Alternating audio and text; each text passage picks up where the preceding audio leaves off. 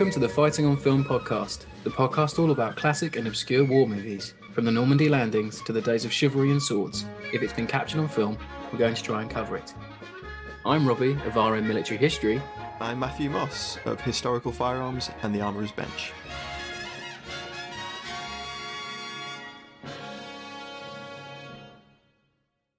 Hello, welcome back to Fighting on Film. Today we are thrilled to be joined by Katrina Wood, the daughter of the prolific and brilliant character actor Percy Herbert, who appeared in some of the all-time classic war movies of the 50s, 60s and 70s.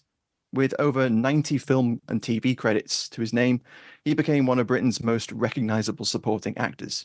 Katrina is an author, lecturer, psychologist, playwright, having written POW and the Girl in 2019, amongst others, and we're so pleased that she could join us today to talk about her dad's incredible career. Katrina, welcome to the show. Thank you very much for having me. I was excited to be here. Absolutely, yes. So many things to talk about Dad, and even when I think about him, I'm laughing because he had such a great sense of humor, and so there's a lot of anecdotes which are also funny to talk about as well. Yeah, it's a pleasure to have you on. It's been a long time coming. For listeners, or behind the scenes, we've been emailing furiously. But no, it's an absolute pleasure to have you with us today. So before we kick off some questions, we have the large question which we pitch every week to our listeners over on X, formerly known as Twitter. If you don't follow us on there, please do. And the question this week was, what's your favourite Percy Herbert moment from his war movie roles? And kicking off, we have the Macra Case, who says the constant subtle bickering between these two in Tunes of Glory. It's got a picture of Percy in the role there. Then we have official Dr. Mike Johnson, says probably the Wild Geese, but great in the Guns of Navarone as well. Then Ian Davidson says guns at Batasi as Colour Sergeant Ben Parkin. Kevin Prince just simply puts Wild Geese in big capital letters. And then Mark C, rounding us off this week, says a POW in the bridge of River Kwai. He had been one in real life, and to do it again took strength, big respect. So that's some great responses there from the listeners there. Wonderful. Yes, I like all of that. Yes. Yeah. So you're asking me what is mine? Yes, of course. Please do.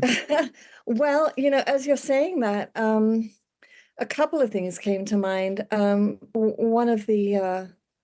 One of the scenes with Alec Guinness with Dad in Bridge on the River Kwai, when he comes to him and asks him about how many soldiers are working, and my dad is like winking like crazy, like, trying to let him know that so many of them were not working today, and trying to get him to get on his side to collude with him in order to not have so many people, and Alec Guinness wasn't having any of it. And Dad was just kind of going crazy, trying to get him to see the meta communication. And he just wasn't having it, cut him off dead. And I thought that was a funny moment, when he was trying to persuade him. And I suppose the other one also is with on Bridge with the shows they had where they dressed up, where Dad dressed up as a woman and jumped in drag. Harold Mm. Goodwin, I think it was Harold Goodwin, and sang that song, and Dad was over 6 foot tall and quite broad in the shoulders, and it was just so incongruent. It's just like, no, that's the wrong role for you. But I thought it was very funny. So those are the two sort of both from Bridge on the River Kwai, actually. Interesting. Matt, what about you? I really like the scenes from Tunes of Glory, which was mentioned earlier on. And he has these great scenes with Duncan McRae, who was the pipe major. And your dad was playing, they lay out so much of his character in that one brief scene. It's great because he shouts at a soldier for carrying a teapot without a hat on. And then he takes the teapot off him and makes a cup of tea outside of the designated tea break, which I love. That was perfect. And then he offers the pipe major a cup of tea as well. And like Duncan McRae takes the teapot off him and looks in. It's a giant teapot. And he says, "Yeah, should just be enough in there for a cup of tea, shouldn't there?" And then there's bickering, and it turns out like your dad's character's backstory is he's from the like a guards regiment, so he's a stickler, and the pipe major's a little bit more lax and leans into it a bit, and they have this back and forth repartee, which is really great. And it's that gives, because it's a film about officers and officer experience. that NCO scene gives the film a bit of grounding, I think, and it really works nicely. And again, it's your dad's subtlety in that little scene that really adds to the moment, and it kind of fleshes out the character and gives a little bit of backstory. Yes. And Yes. and then Alec Guinness kind of like throws his cane down the stairs and ends the scene. It's great, and kind of like says, "What are you looking at?" Yeah, I remember all of that. And there was another one where, well, I liked actually the way he was such a stickler for everything, and yet he comes into that scene with John Mills, and he's very official and comes in, but he's actually asking for, compassion for Alec Guinness's character, saying maybe we should just handle this within the ranks and not go outside and make a report. So he moved the goalposts of his rigorousness into compassion. And that's where John Mills, I think, just blew up and said, what are you talking about? We have to do it by the book. Yeah. And he said, well, with all due respect, maybe we shouldn't do this by the book. But he kicked him out. But I thought that was an interesting piece of his character where he actually sort of, bent a little bit, when you expected it. What about you, Rob? For me, I mean, it has to be the moment in the Sea of Sand, which on the show we dubbed a few years ago Percy's Last Stand, where he chooses to stay behind to obviously stop the German half tracks catching up with the rest of his troop, the rest of his men. And he's listening to the wireless, and he's on the Vickers gun, and you get this incredible final shot of when Percy unfortunately has been killed. The final shot of the picture of his family with the radio wireless going off in the He's background. holding me in his arms. Yeah, and that was, I think that was the catalyst for you getting in contact with us. Yes. Was that scene. So it has like a double meaning for me. It's one of my most favoriteest moments of his career. And also that it's the reason that you're here now. It's just such a nice synergy there. How funny. Yes. But it's amazing to learn that was a genuine family photo. It's such a little unknown fact, I think. Oh, it was so upsetting to me. So upsetting to me watch it. It was still upsetting. Even I watched it recently, I was still upset about that. It's a very powerful scene, I think. It's a really underrated movie, I think, Sea of Sand, as well. A fantastic, fantastic roles all round in that one. But, I think for me, it's Herbert's favorite moment. So, Matt, would you like to kick off some questions this week? Yeah, let's lead off with some of our fabulous Patreons questions. We've got some good ones, and we sent these along to Katrina to have a little look at. So I'll jump in with David Patterson's question. He asks, did her father ever tell her which of his many war film roles was his favourite? I'll always hold his role as the RSM in Tunes of Glory as a personal fave. So he's definitely not alone there. But did he ever mention any of his favourite roles? He didn't sort of outright say what was his favorite role. I remember the scripts always arriving at our house. We lived in Beaconsfield for years, and mostly because all the actors lived out there because it was close to Pinewood and Shepperton and Beaconsfield. And so the scripts would always come under the door, And I remember Guns at Batasi script arriving, and I think that really held Dad. I think he very much enjoyed doing Bridge on the River Kwai. I know that for sure.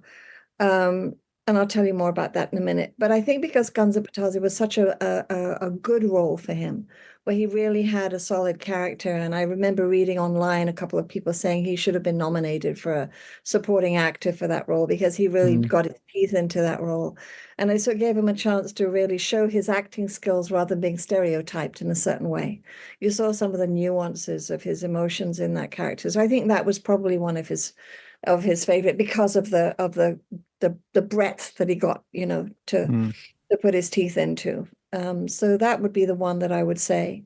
But I know he enjoyed, Bridge a lot doing that. And when I would add to that is that all the extras on Bridge on the River Kwai were Chinese. And so he wasn't activated by any of his post-trauma from being in Changi, which was very different when he did Tobruk because all of the extras were Japanese. And he had a hell of a time just holding together, not being sort of triggered by what he'd been through during the war. So the Bridge was an easier one. And also I think he enjoyed it too because David Lean singled him out and paid him extra money to be a consultant on the film because he'd been there. And also because he was the one who stepped up and said, you need to introduce the bogies theme and whistle, particularly whistle, because it's was so insulting to the Japanese that they had their own kind of code of communication, which they really couldn't kind of understand. So that all came from him. So I think also because he was a collaborator on the film as well, those are the two that kind of stand out for me. He's one of the first you see when they're marching to the camp. He's one of the first sort of featured extras that you see in the before Guinness and the rest of the officers. He's kind of there with I forget the name of the other chap, but he's they're chatting away as they're walking towards the camp. Yes. We mentioned just Harold before Goodwin. I think he's with Harold Goodwin, the one who jumped in his arms in the play, the musical interlude that That's they had. right. But you also see his shoes, his boots that are all torn and worn and have holes in, and his head is held high as he's sort of proudly whistling. I thought it was a captivating moment too, actually. It's one of the film's strongest moments where at the beginning where it pans past those crosses at the side of the railway line. I think it's one of the more powerful parts of the film, even though it's right at the very beginning. Before we started recording, you mentioned that you'd recently read Roger Moore's autobiography, Last Man Standing. Yeah. And in One that, we were halfway through. Yeah, in that there's a quite substantial section about your dad, and he kind of retells the story that your dad must have told him about how David Lean kind of looked at him during casting and went, "You're not the type," and he allegedly leaned in and said, "Not the fucking type. I was fucking there," which I thought was very, very funny. Pull him across the table, which back in the day may well have happened, but I think he knew better than to pull David Lean right across the table. But it wouldn't have surprised me if I'd have heard that had happened. Wow. He made it very clear to him that, of all the people you should hire, it should be me, which I think was fair. Should we talk about Bridge now in more detail? I mean, obviously one of the big questions around this is your father was captured at Singapore, if I'm right. Actually, the British were coming into the harbor and they'd miscalculated, and they were supposed to come in at nighttime, but they'd miscalculated their coordinates or whatever, and so they came in the middle of the day, to just present themselves, to a whole barrage of gunfire. And Dad jumped off the boat, off the ship rather, and broke his collarbone as he landed in the water, and and called over to some of the higher ups to take him in their dinghy, which they didn't want to do. Wow. And so he, with his, already budding powers of acting, persuaded them to pull him in, which they did. And they got him to the shore and left him on the shore. And the Red Cross came. Do you want me to tell you what happened? Please do. Please do. So the Red Cross came and took him to the Alexandra Hospital. And in the Alexandra Hospital, there was, everybody was there, and there wasn't enough beds for Dad and I think about 9 or 10 other soldiers. And so there was an anteroom in the back of the hospital where they just sort of basically laid them there because they didn't have any beds or anything. And so they were in the back, and while they were sitting there, they heard the Japanese soldiers coming in, and they basically massacred everyone in the hospital, the patients, the doctors, the nurses, everybody. And Dad wrote a book called Time Will Pass, Johnny. And in his book, and that's the only time he ever really talked about the war, was in his book that he wrote. He never really talked about it. So we gleaned a lot of it from this book, actually. Was when he heard the patter of footsteps coming towards the back room and the door burst open, Dad said the first thing he thought was, I wonder if it's going to hurt being shot by a whole bunch of bullets. He said, I'm wondering if that's actually going to be painful, or will it be a quick death? And that was the only thing that sort of went through his mind. And so he sort of braced himself to be killed. And a Japanese general who actually been educated at Oxford University walked in and said, there'll be no more killing today. And he said, we'll take these 10 men and we'll take them to Changi. So they Wow. lifted up 10 men, put them in a truck, and that's how he wound Wow. up in. So it was kind of an interesting segue to get into the camp, having gone through all of that, preamble, and it's written about in several places, I think. But I thought it's just the kind of thing that Dad would think is this going to hurt me, Also, the interesting thing was when the ship, when the guns were going and everybody was jumping off the ship, my grandmother, his mother, Nana Herbert, woke up in bed and sat bolt upright. Apparently, when Dad went into the water, he called out for his mother, called out "Mom," and she sat up in bed in England, saying something's happened to my Percy. So there was a moment there across the universe where, as people you hear about that kind of thing, kind of almost a supernatural, the link of knowing like people that, it's quite something, isn't it? I've had that myself. I think there are, I mean, we all have in different ways, I think, yeah. In researching for the show, I pulled up his liberation documents because my granddad was also at Changi. So I knew about how to find them and so maybe they ran into each other. Big camp, but who knows? Well, no, interesting you say that, because it was a camp, I think, for, don't quote me, but I'm close to thinking it was a camp for about 6,000 prisoners, and it wound up having 29,000. I mean, it was some ridiculous number, compared to what it was supposed to be housed for. Indeed. So in that regard, yes, it was enormous. Yeah. And it said I was hoping it would give some information on where he was during his internment, but it just mentioned Changi and the fact that he enlisted in July 1941 and that he'd been in the Royal Army Ordnance Corps, and that he was captured in Singapore in February 42. But I do think it's it's remarkable that he experienced that during the war. Then he went home and managed to get into RADA, and then had this 40-year career. It's quite something. Fate or will or whatever. I think partly fate came into play with that. I think he was fated to be an actor. I think Dad said at one point, I don't think I can do anything else. Having been through everything he'd been through, it's like I think he'd tried to get a job or something, and it was like, I think that it could be an urban myth, but I think it probably wasn't, that he just walked out after day one saying, I can't do this crap, I have to go be an actor kind of thing. But do you want to hear about the circumstances of how that happened? Please do. It was kind of unbelievable, actually, that he returned from prison of war. I have his the honorable discharge papers, actually, in a box. My mother was his childhood sweetheart, so they'd known each other. They lived across the road from each other. And so my Nana Lindsay and Nana Herbert, they also lived opposite each other. Right. And so my dad had known my mother since he was about 3 or 4, very, very young.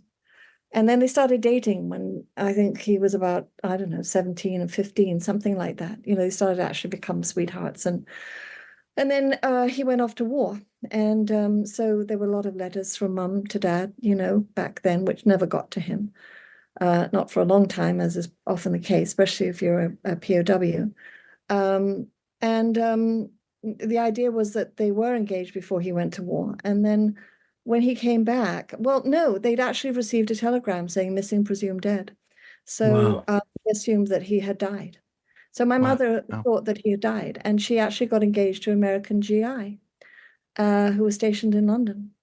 And so she's sitting in the back room having a cup of tea with Joe Hinckley. I remember his name. I was like, get out of the picture. It was like Joe Hinckley. And I have a photograph of him with Mum. And interesting enough, she was having tea with him, and my dad knocked on the door. Wow. Of my grandmother's house. They were at my grandmother's house having tea. And my grandmother opened the door, and it was like she'd seen a ghost. And all she said was, "Blige me, boy." She said, "I'll put the kettle on." That was all she said, in typical, way. Yeah. And my mother was in the back and came out, and Dad weighed about 90 pounds he was very ill, when he came back, and very thin. And she went for a walk with him. And Joe Hinckley was in the back, went for a walk with Dad, basically came back and said, I essentially, as the story goes, I have to be with Dad, it's like, can't kind of undo that. So that, I don't know how all of that came to pass, but it did come to pass. And so then I think in 1945 they got married, and the rest was history, in terms of the relationship. They were married for years and years. Yeah. Oh, it's incredible. What amazing stories. That's just incredible. Yeah. Who'd have thought that would happen, Yeah. It's incredible. So our second question would be oh, sorry, you asked me about of course. Rhoda. I'm sorry. Yes, please go. I got caught up in the romanticism of that story and the tragedy for Joe Hinckley, but I don't know what happened to him. But so acting was all he felt like he could do. He couldn't do anything else. And so Dame Sybil Thorndike was in a production in London at the time. And she had a particular interest in POWs and soldiers coming back from war. That was her sort of activism, as they say today. That was one of her focuses, activism. And so Dad had heard about her, as far as I understand, and knew that she was playing at the West End. And Dad had this sort of propensity to just go for what he wanted. I don't know how else to frame it, but he knew that he had to talk with her. By hook or by crook, he was going to talk to her.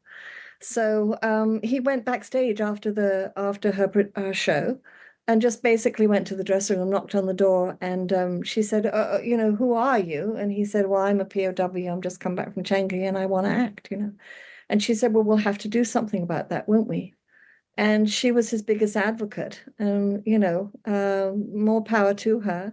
She got in touch with Sir Kenneth Barnes, who then auditioned him and said, bring in a contemporary piece and a Shakespearean piece. He brought in a piece from Julius Caesar, and it was a murderous, dramatic, piece. And after he'd finished that, he said, they said, thank you. And he said, do you want me to do the next piece? And they said, no, we don't need the next piece. You're in, basically. And that's how he got into RADA. And then after RADA, then he got into the Old Vic, Royal Shakespeare Company. And he was in the company of Bob Shaw, Richard Harris, Lionel Jeffries, all of those guys back in the day. They all became fast friends, because they did a lot of films together, but they were all of that school. Yeah. And so that's how he got into RADA, and everything else sort of followed from there. Amazing. Wow. Yeah. It's like I trained to be an actor, and it's just incredible how these things can sometimes just go for you, can't they? It's amazing. Yeah.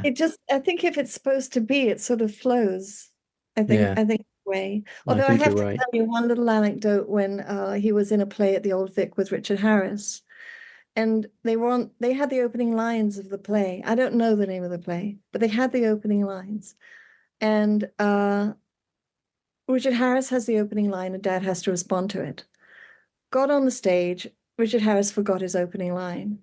On the stage, there was a makeshift wardrobe upstage. He just turned around and went into the wardrobe and shut the door, and just basically left Dad on the stage with no dialogue, no opening line.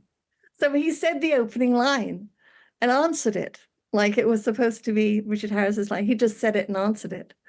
So, he kicked off the play without him, That's brilliant. Yeah. That's fantastic. They were very close friends for years, actually. Wow. Oh, really? Yeah. Wow. It's amazing. I love Richard Harris. Such a phenomenal actor. One of the greats. So our second question comes from Andrew Brown, and he asks, my question would be, did he like being a character actor versus being a leading man, so to speak?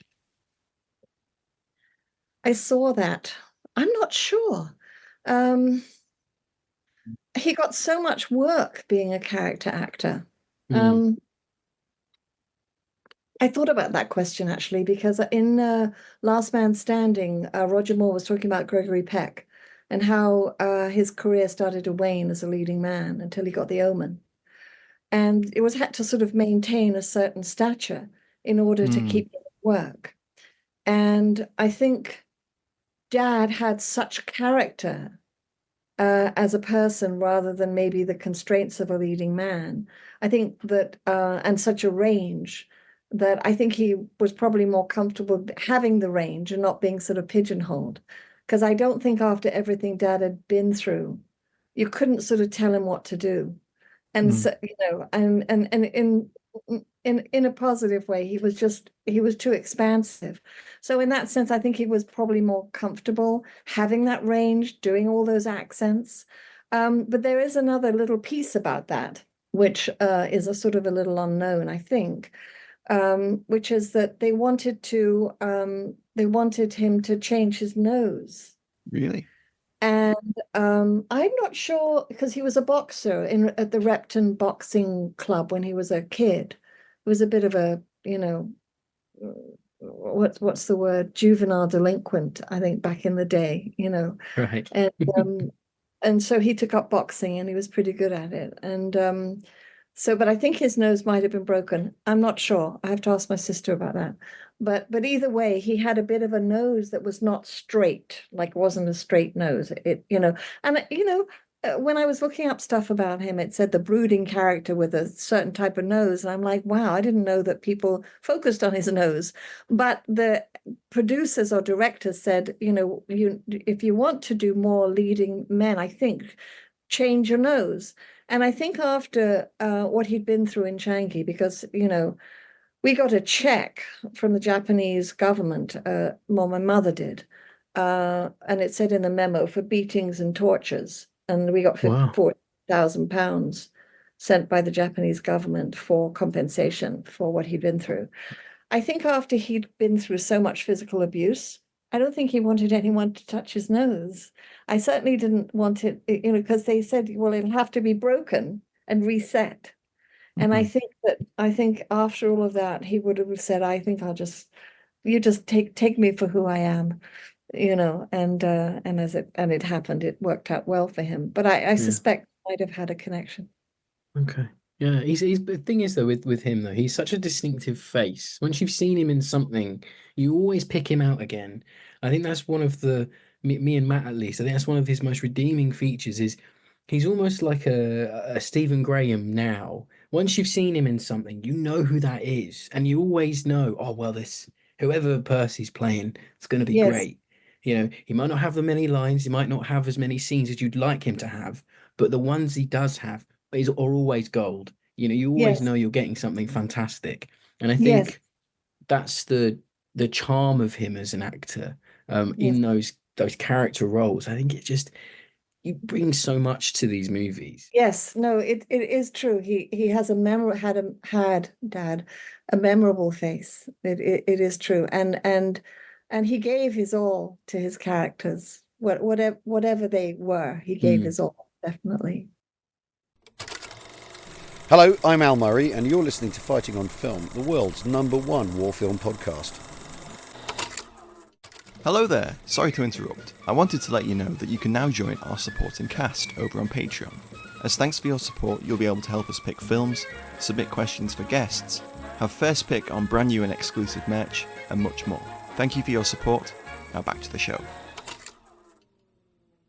So our next question comes from AD Bond, and it kind of caveats a little bit from our discussion from Andrew's question. AD asks, did her father's experience as a POW of the Japanese have any effect on the roles he chose to play? Well, that's very interesting. Well, I think I mentioned to you earlier that he had a tough time in Tobruk with Michael Caine because of the extras. Oh, Too Late the Hero? I'm sorry. Yes, not Tobruk. I saw Tobruk the other day, watching all the dad's films just to make sure. I'm like, yes, Too Late the Hero with Michael Caine, and who else was in Too Late the Hero? Oh, it was the chap out of 633 Squadron. Oh, Matt'll know. Hang on a minute. Oh, I know. It's on the tip of my tongue. But it was Too Late the Hero, and yes. Cliff And Robertson. Cliff Cliff Robertson. Robertson. Robertson, Yeah, and Ian Bannon as well.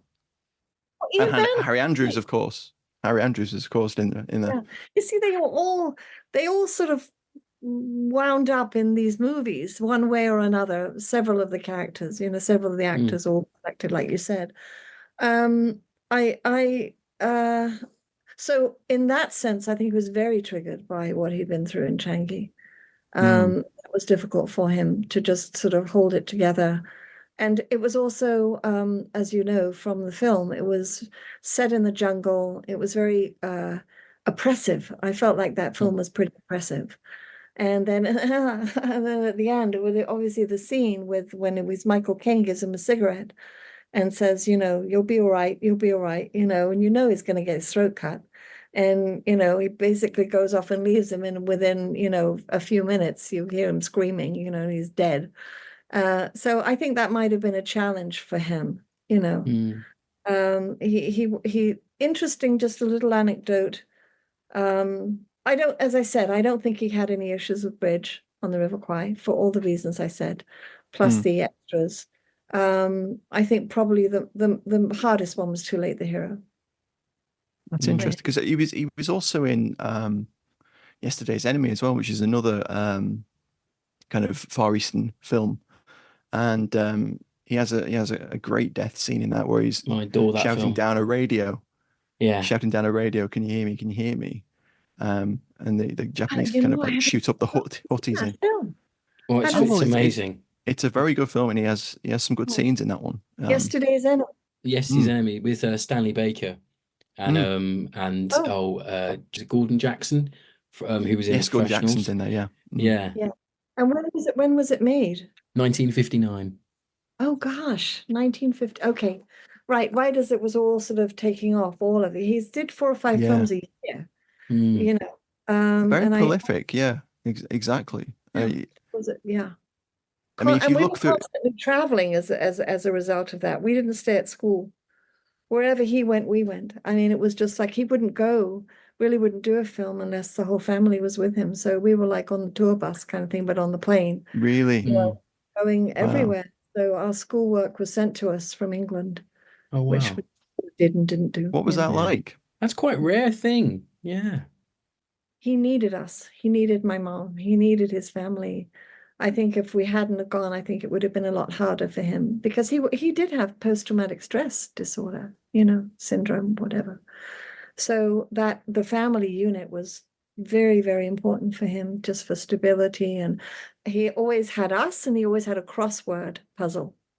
And whenever it was between scenes or whatever, Dad would bring out and the actors would come around, and sit and do the crossword with him. We have some, photographs of various well-known celebrities sitting around with Dad during the breaks doing crosswords, Amazing. But I think it was the stability, keeping, and the other thing that Dad always did, and I would say almost always, was he never went to bed at night without having an earpiece in his ear, listening to the cricket score from Australia or what was going on in England, but he always had some kind of something, BBC World News, something. And he slept all night listening to what was going on in the world. I think that was part of, keeping grounded, keeping focused, because he was very stringent about his work and line learning. Like my mother would say, don't go in the so-and-so room, Dad's in there, learning his lines, don't bother him right now. And you could hear him because he would say them out loud. He wasn't like he kept them in, he would actually enact the lines. And he was very disciplined about all of that. Brian Williams asks, did Percy feel typecast, and what were some of his favourite roles? Yeah, I think he did feel typecast. It was a bit hard. I mean, I think all the directors saw him as like, oh, we have this role, give it to Percy. It was like that. It was just a shoo-in. It was like and I think he was grateful for the work. He was glad for the work, and so in that regard, I suppose he did, but I don't think it bothered him. But I also think he was very happy to, be given roles outside of the box, like when he did Cimarron Strip the Western, they did 23 episodes, and he came out to Flagstaff out here in America, Arizona. rode a horse and shot guns, and was a real, stepped outside and sang a lot, and all of that music part of him came out. He wasn't musical in the sense that he played instruments, but he had rhythm, and so I think he loved being able to step outside of that. But they always cast him as some kind of slightly official, organized, disciplined, even in Mutiny on the Bounty, where he had to whip, Richard Harris, and told him, I think in the film he said, just, it's not me doing this. It's not me doing this. Yeah. Don't hate me, But he still had this, he still get cast to these roles as being the somewhat of a, not a perpetrator, but the one that had to be responsible and hold it all. The NCO, you kind of, the sergeant, the corporal kind of roles. Yes. So when he got a role that stepped him outside of that, like Carry On Jack, Carry On Cowboy, I think it was fun for him, to stretch it a bit, Well, what do you think his favorite non-war movie roles were? Because obviously he did have that range. He did comedies. He did Up the Front. He did those Carry On films. He did a TV series with Charlie Drake, I think, and one with he did lots of other non-war sort of stuff. So do you have any feeling for what kind of which of those he enjoyed doing? Yeah, I think oh God, I can't remember his name. It'll come to me. He did a series called On the Buses. What's the name of the actor? The actor that did that. He was always over at our house playing the piano. My parents always had all the actors over on a Sunday night. And, Bob Shaw would come over, Sean Connery would come over, Michael Caine on a Sunday night. Bob Grant or Reg Varney? Reg Varney. Right, wow. Varney. He was a prolific piano player. And my mother liked to sing, and they all came over, and they were in our blue room. We had a room that had old blue velvet, sofa and chairs and everything. Everybody went to the blue room, and they'd be in there for hours just singing and drinking and talking and dancing. And almost every Sunday night we had that going on. I just, for whatever reason. I think it's because it was for everyone to kind of let their hair down, and because shooting a film was rigorous. You're up very early in the morning, you're shooting late at night. It's stressful in a way, even though you're sitting around a lot, it's still stressful. So I think the ones that he liked were the ones where he had music or comedy. He had great comedic timing. He really did. I watched a film called Joey Boy with Reg Varney and Stanley Baxter, which came out in '65. I'd never seen it before, and I was looking through some of his credits I hadn't seen. I thought, I'll check this out. And I sat down and watched it, and he has a number of scenes where his comic timing is on point. He plays it very straight, but the comic timing is very good. Dry. Very dry. And so he'll say a line, and for a minute there, you're not sure if he's serious or not, but he's tongue in cheek, but he has such a straight face, but it's so funny what he said. You have to think for a second, was he, because he also had an explosive temper.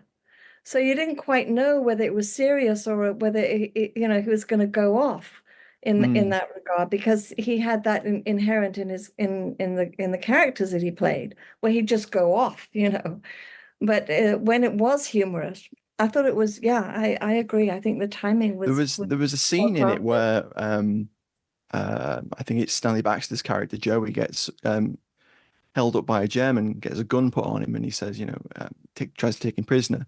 And then there's a funny scene where someone comes up behind him and he takes the German prisoner, and then someone takes him prisoner. So they're all taken prisoner, and then they're all worried about getting shot. And then Percy pops out the turret of a German half track that's been knocked out and says, "Don't worry, Reg," Joey said, "Don't worry, Joey.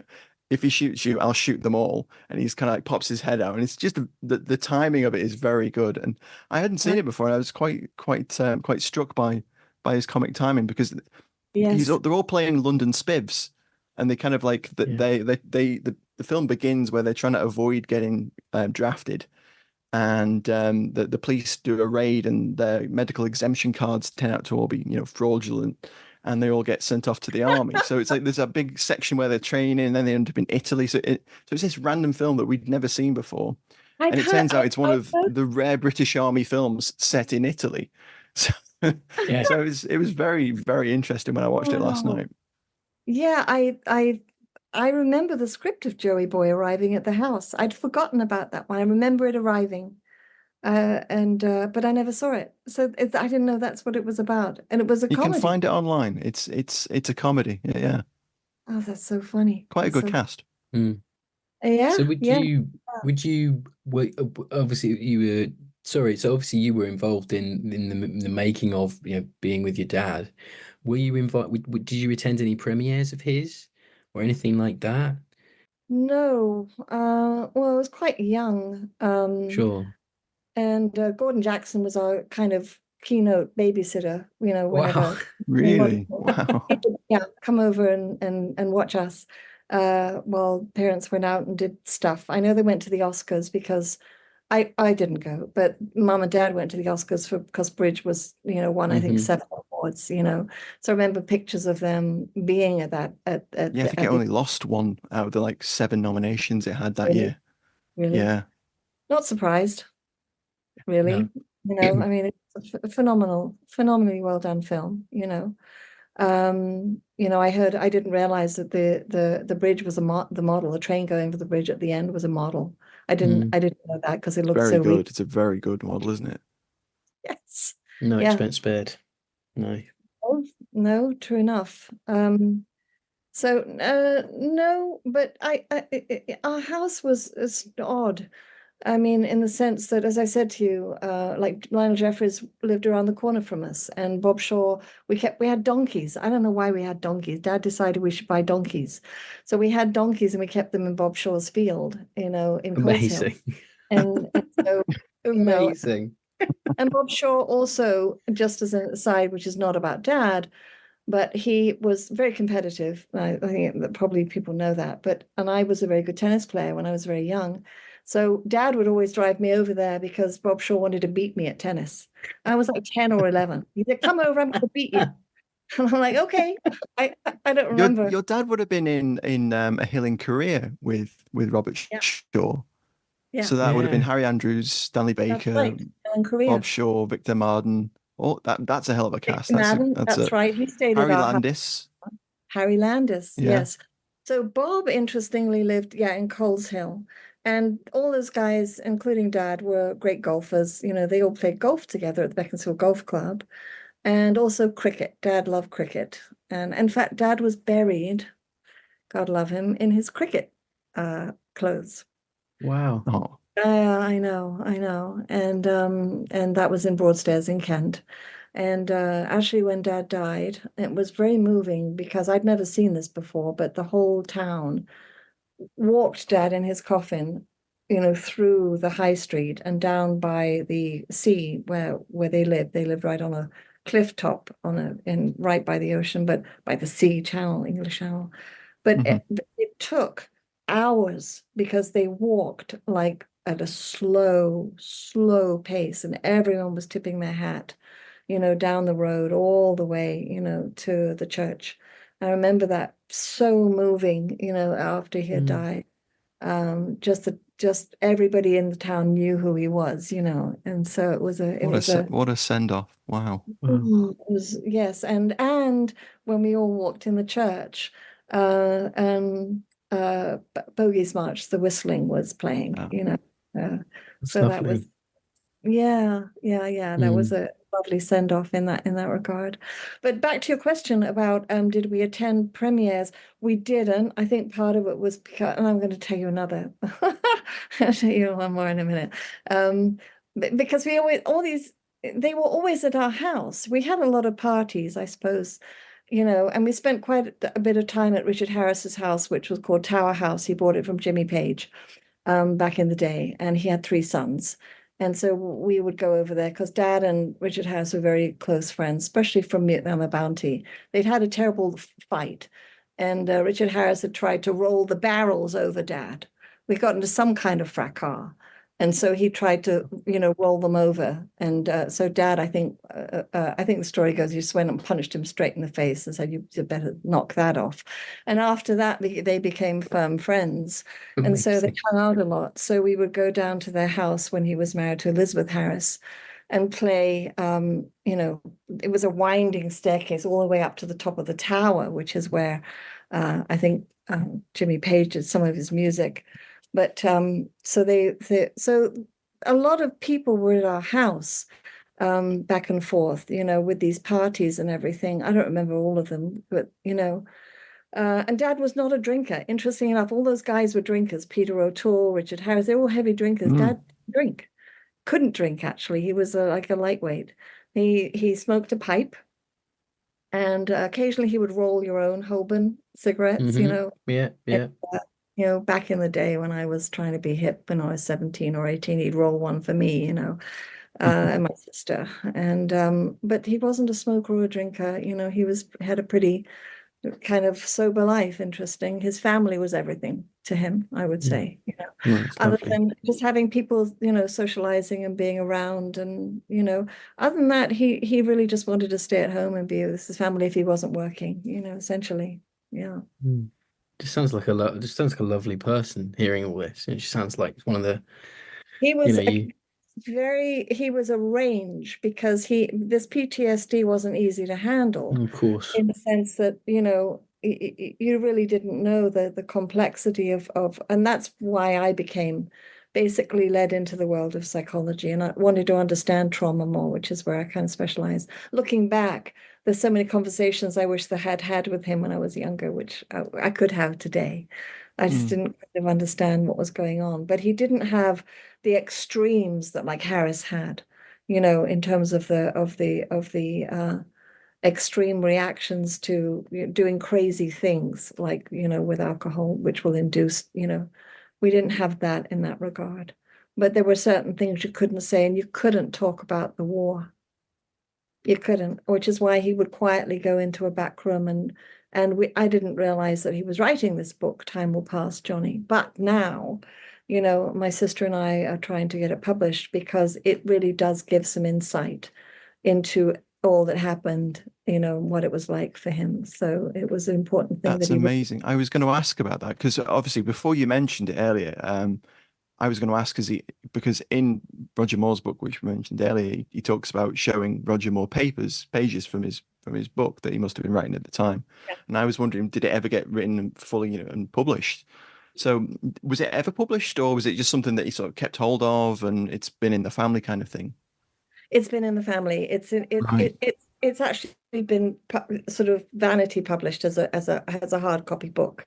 But now that there's time, where my sister and I are looking into formally having it published, because all of those stories of the Alexandra Hospital, coming home and finding my mother engaged to someone else, showing up at the door, as well as all the experiences that went on, in Changi as well, and what it was like to work on the bridge on the River Kwai, because of course he worked on the bridge.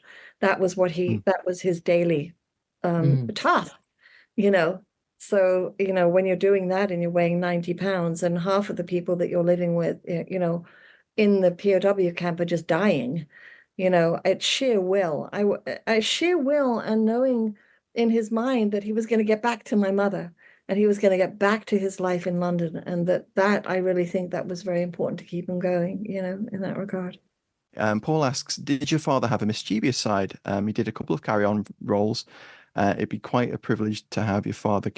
It must have been quite a privilege to have your father captured on film from a time when personal visual recording wasn't really available. So it's nice to have something to look back on. How do you feel when you sit down and watch his films back? What do you think about that? Yeah. Oh, yeah. I love it, actually. I bet. Yeah, it must be lovely to see him. It is. I miss him terribly. I miss conversations. We used to talk quite a lot about, he was quite philosophical. So we talk about, God and the afterlife and Oh, just a lot of kind of he had a broad kind of, he read a lot, he had a broad kind of understanding. We had a lot of books in our house, so we could talk about a lot of things. But he was also very funny. He was, as I said, he would crack up sometimes. He had a great Elvis impersonation. He loved Elvis, and he Amazing. and he would always pick some of his lines out, and what was that famous line that Elvis always said? Um,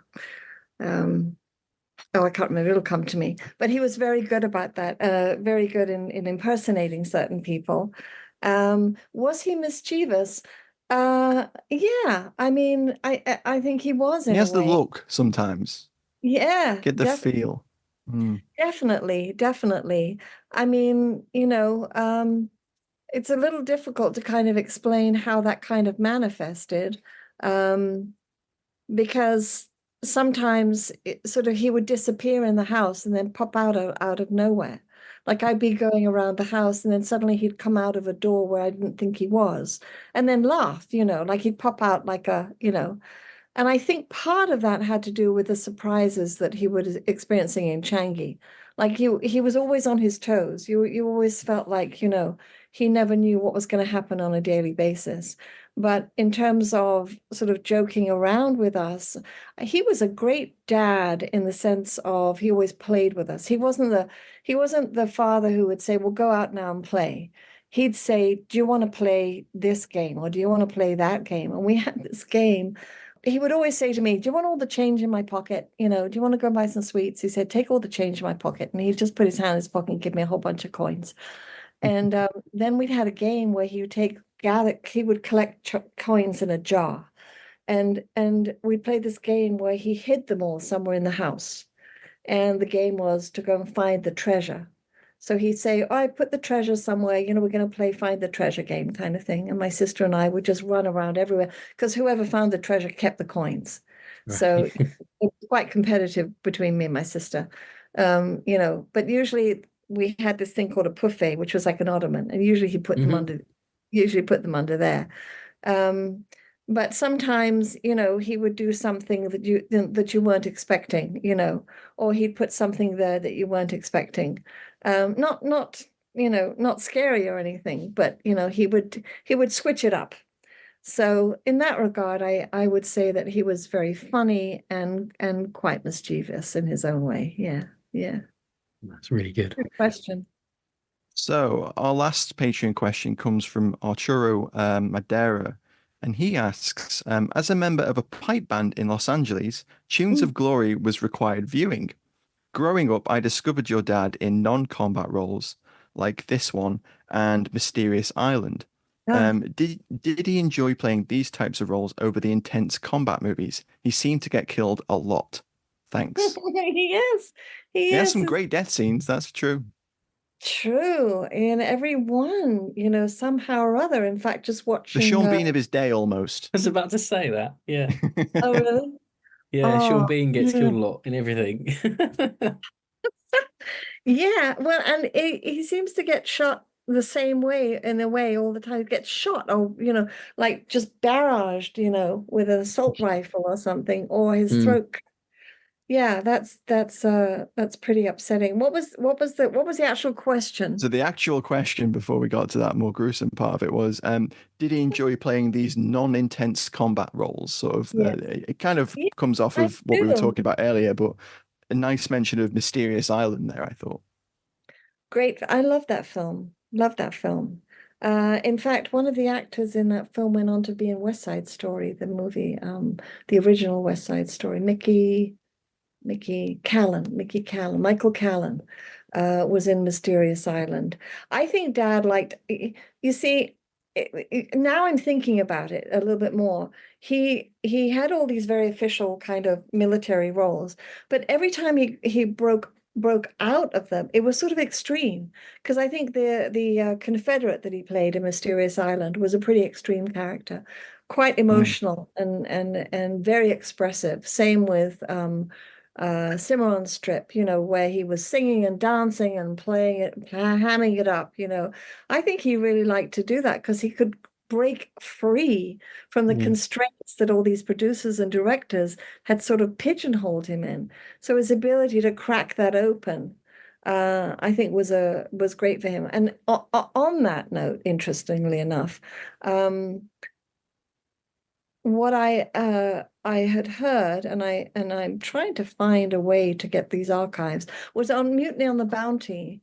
The director had taken an hour or two with him and just told him to free associate with his character, just alone on camera, and told him to just kind of get more into that character and just kind of free associate and just stay any lines that you think would be assigned to this character.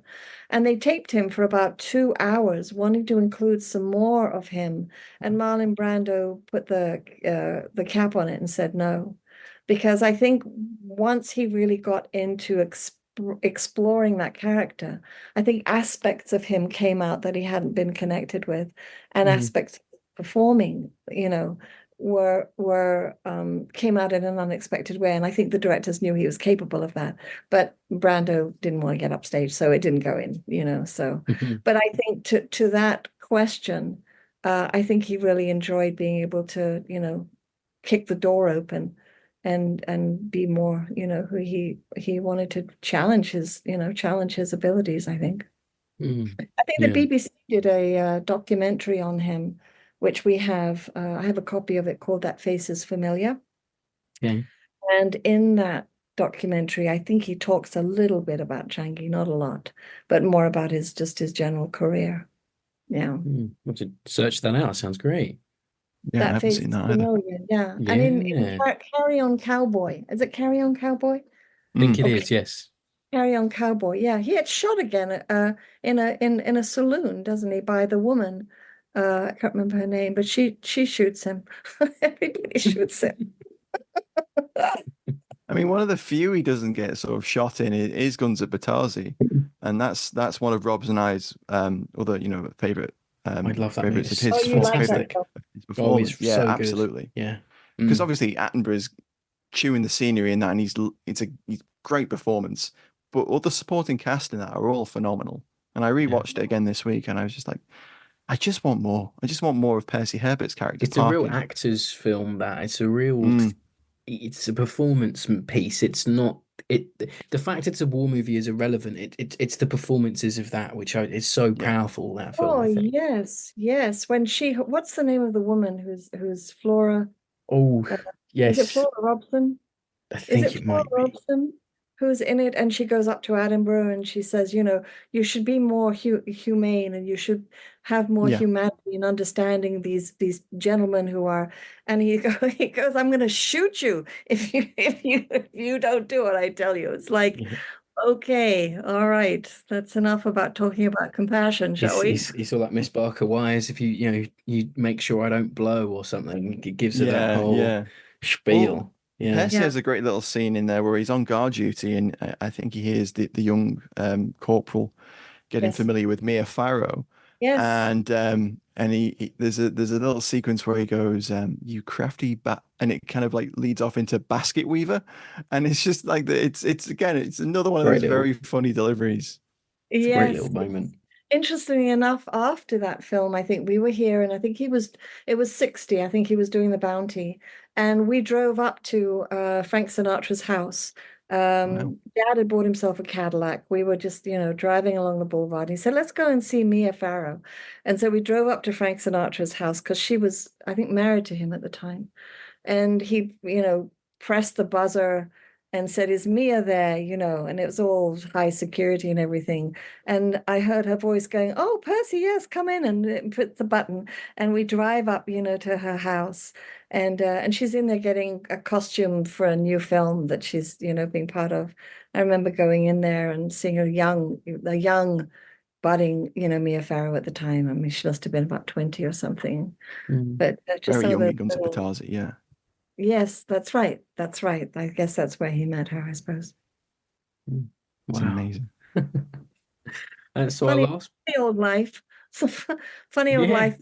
Order of an actor. It's not exactly a norm, No. So I think it kind of leads off what you were just saying about this a funny old life for an actor. But what's it like for you being the daughter of this sort of cult British actor? How does that feel? What's that like? It's I have to say my first thought is I don't know any other life. Of course. When we arrived in Beaconsfield, I remember um, we were Beaconsfield at the time when we moved there, as was the case with the other actors, was stockbroker belt, as they call it. So all the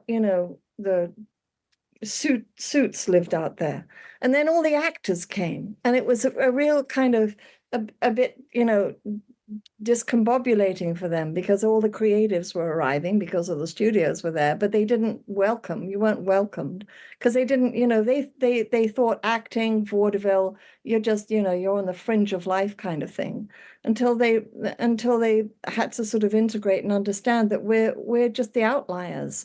And so you kind of felt like that as a child, like you were sort of a bit of an outlier. You were the daughter of an actor. You couldn't get pigeonholed until you started to really understand it was something you really wanted to embrace, that the creative life was really something that was completely fine, and that you weren't an outlier. In fact, they were the weird ones kind of thing.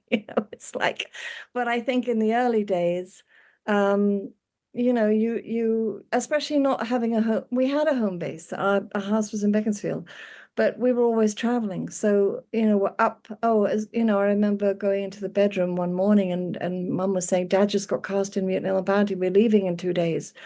And I was at High March, elementary school. And I was like, oh, okay, we're leaving again. So you had to adjust.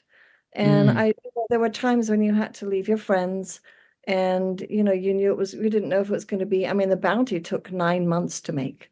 So it wasn't like, oh, I'm going to go away for a couple of weeks. You went away for a chunk of time, And so me and my sister were always together, We for good or ill.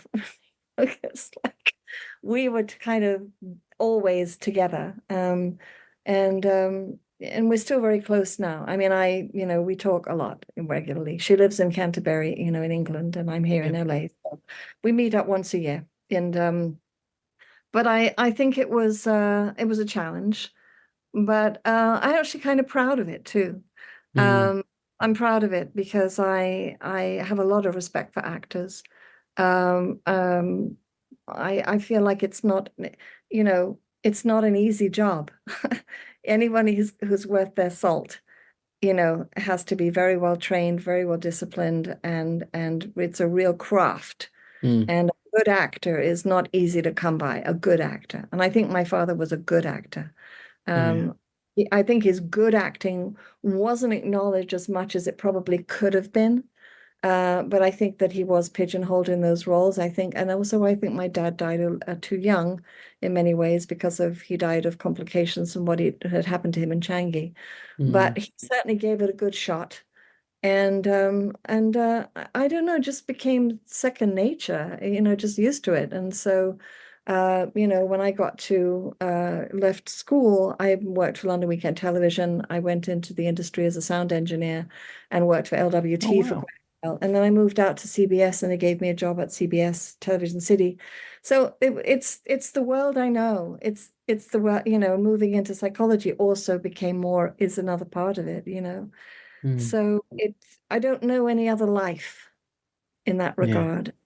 But I think people who aren't in the industry and don't understand it kind of see us a little bit as oddballs, and I've really come to embrace that and feel quite good about it, actually. It's quite good being an oddball. Me and Matt feel the same. We're just the war movie nerds. That's what everyone says. I love it. I'm so glad to have literally stumbled on you. Well, we're absolutely thrilled to have had you on, and to get all these great stories and anecdotes about your father and his career and his life. It's been such a privilege to. I have one more. All right. It's only a little one, but I thought it was kind of interesting because it did speak to some of the stranger things that used to happen to my dad, kind of odd, which are unexplainable. he was making a film in Madrid, and we were there. And it was with Robert Shaw. We were staying. Bob Shaw was in it, and it was called. Oh my goodness! It was a 15th century film, set in the 15th or 16th century. Oh, it'll come to me. But anyway, he was with an actor called Alex Davian who was in the film. I don't really remember too much about Alex, but I remember him, but I don't remember him as an actor particularly. But they were sitting in the hotel where we were staying. I don't know where we were, but he was having a drink with him, and it was a little table, and in the hotel it was all glass by the side of where the table was, and they were having a drink, and Dad said, I don't know what happened, but he said, I felt something push me and push me to get up like a forced. And he said, I didn't have any reason to get up, but he said, I got up. And he said, and I was going to go and get another drink. And he said to Alex, do you want to come with me? And Alex said, what do I want to come with you for? He said, just come with me. And so they got up, and as they turned to walk to the bar to go and get another drink, a small typhoon had whipped up outside the glass, and had gained momentum and smashed into this wall to ceiling glass behind, next to their table. Oh God! Smashed the whole thing, came in on them, but because they had turned and gone towards the bar, it just hit them from behind. And whatever that was that pushed him to go to the bar basically said, you got to move now. And he listened to it and got up and moved, and they were okay. But it smashed the table in half where they were sitting. Good Lord. And I think some of these experiences, like, for example, in the Alexander Hospital, when he could have been, smashed to pieces with the guns, for whatever reason, boom, in that moment, the officer came in, or the general came in and said, there'll be no more killing. I think he had a bit of the Blarney there in terms of the luck, of moving him, or something coming in, however you interpret that was protective of him, in his life. And wow. God for that. So, Katrina, it's been an absolute pleasure hearing some anecdotes about Percy's life, talking through his career with you. It's been a real treat for us, and we hope all the listeners out there have enjoyed it. So, thank you very much for joining us. Oh, it's wonderful. It's just heartwarming, actually. Just it fills me with joy. I miss him terribly, and it's nice to be able to, talk with people who are also as interested in it as I am, and enjoy, just a moment in time, to give him due and to pay tribute. Well, this is it. That's why we wanted to do this, to give him his due. And I know I really do hope that you managed to get the book he wrote about his life published or republished. And I know most of our listeners would be really thrilled to see that published as well, because just to gain some insight into his life has been, fabulous. But to hear it from him, and in his words, it would be amazing to hear about what he thought about his life and his career as well. So I hope you managed to get that republished. Yeah. For sure. It's a sort of it's single mind. I mean, I'm determined. It'll get done. Yeah, fantastic. And thanks again for listening to the show, everybody. You can find us all on the socials. Follow us where you can, and there'll be more war movie reviews and fun next week. So join us again for another Fighting on Film. Thanks for listening, everybody. Bye bye. Thanks, Katrina. Thanks, everyone. Bye.